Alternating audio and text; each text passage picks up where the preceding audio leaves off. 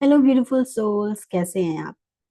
क्या आपको लगता है कि आपकी सुबह एकदम भाग दौड़ से शुरू होती है? आपको लगता है कि दुनिया आपको हजार डायरेक्शन में खींच रही है सुबह उठते साथ ही? क्या आप ऐसी वर्किंग वुमेन हैं या वुमेन है जो जॉइंट फैमिली में रहती है और उसको लगता है कि मुझे बस थोड़ी सी शांति मिल जाए दिन भर में?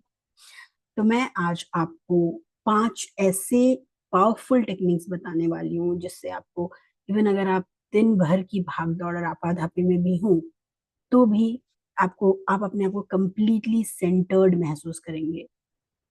आपको बच्चे हो, डेडलाइन हो, टॉक्सिक बॉस हो, चाहे कुछ भी हो, उसमें भी आप अपनी शांति पाएंगे। और इसके लिए आपको बिल्कुल भी एडिशनल टाइम निकालने की जरूरत नहीं है। आपको सुबह उठने की जरूरत नहीं है, एक्स्ट्रा आधा घंटा पहले निकालने की जरूरत नहीं है। उन सब के वजह सिंपल टेक्निक्स जो आप इजीली इनकॉर्पोरेट कर सकते हो। नमस्ते, my name is Shreena, I am your mindset coach. And चलिए शुरू करते हैं। कॉपी पेन लेकर आइए और लिखना शुरू कीजिए, बिकॉज ये वीडियो बहुत इंफॉर्मेटिव होने वाला है। तो पहला पॉइंट है रेस्ट आफ्टर रेस्ट। हाँ, तो जब हम सुबह उठते हैं, उठते साथ ही हम इमीडिएटली जो हमारी बॉडी है उसको हम बोलते हैं कि चलो अभी वॉशरूम जाओ, चाय बनाना है, नाश्ता बनाना है। We are giving all these instructions और आपकी बॉडी वो फॉलो करता है। उठते साथ जब आप, या फिर आप फोन देखने लगते हैं, तो उठते साथ जब आप बहुत डीप स्टेट से इमीडिएटली अपनी बॉडी को एक बहुत ही हाई एनर्जेटिक पेस में ले जाते हैं, तो जो ट्रांजिशन है वो बहुत ग्रेजुअल नहीं होता।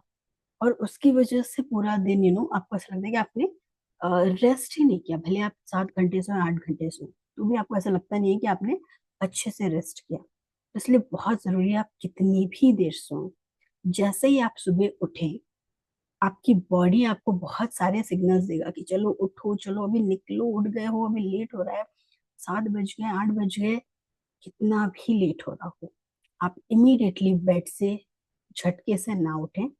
आप अपने आप को 5 मिनट दें। उस 5 मिनट से किसी का कुछ बुरा नहीं होने वाला है, बिलीव मी। इससे आपकी प्रोडक्टिविटी ही इंप्रूव होने वाली है। आपके न्यूरॉन्स के लिए ये एक तरह का रीसेट, एक तरह का रिचार्ज है। तो आपको करना क्या है, जैसे ही आप उठते हैं अपनी बॉडी को टेम कीजिए। 5 मिनट यहीं बैठे रहे, मतलब यहीं लेटे रहे सॉरी, यहीं रहे। उस 5 मिनट के लिए आपको ना मेडिटेशन करने की जरूरत है, ना कैंडल्स जलाने की जरूरत है, कोई चैंटिंग करने की जरूरत नहीं, कुछ नहीं।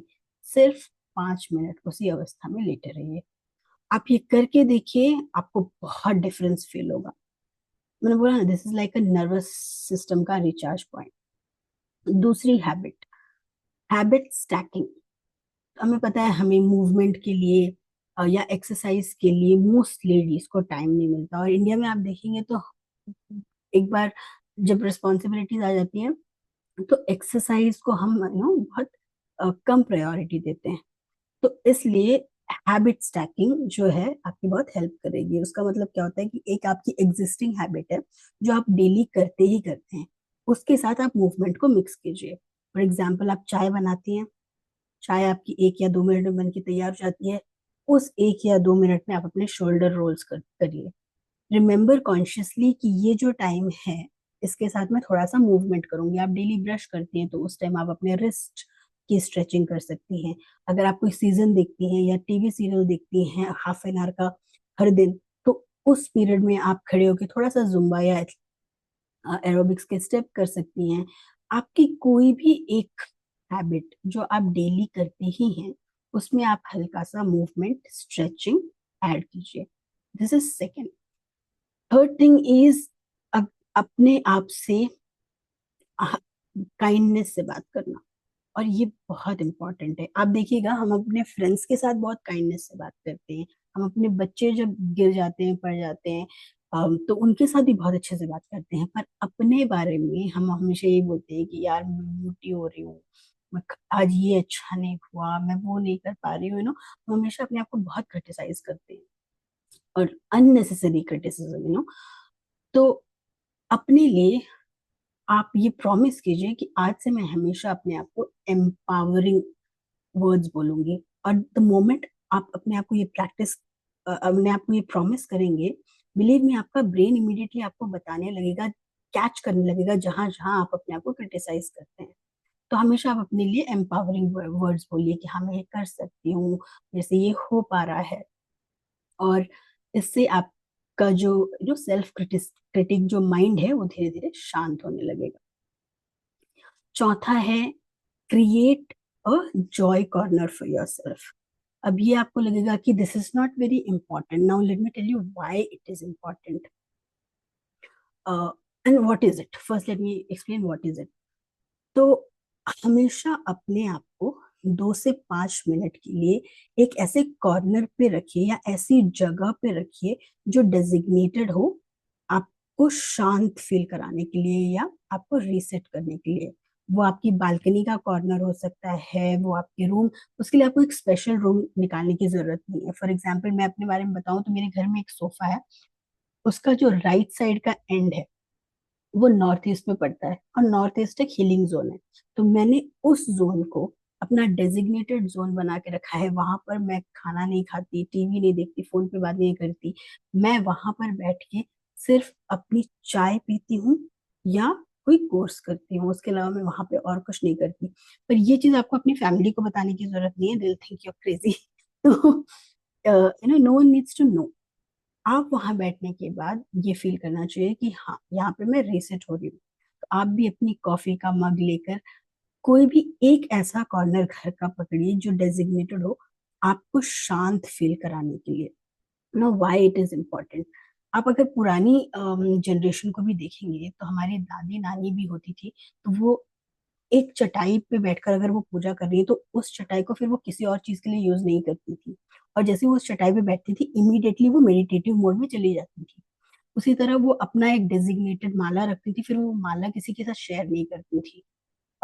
या खाने का पहले डाइनिंग टेबल नहीं होता था, तो जब हम नीचे बैठकर एक वुडन जो छोटा सा फर्नीचर होता था उस पर प्लेट रख के खाना खाते थे, फिर उसको मोड़कर हम जब रख देते थे, उस पर्टिकुलर जो छोटा सा फर्नीचर होता है उसको जो भी बोलते हैं, उसको कभी भी हम फिर किसी और चीज के लिए जैसे सब्जी काटने की ट्रे या किसी भी और, या उस पर बैठते नहीं थे, किसी भी और तरीके से हम उसको यूज नहीं कर सकते थे।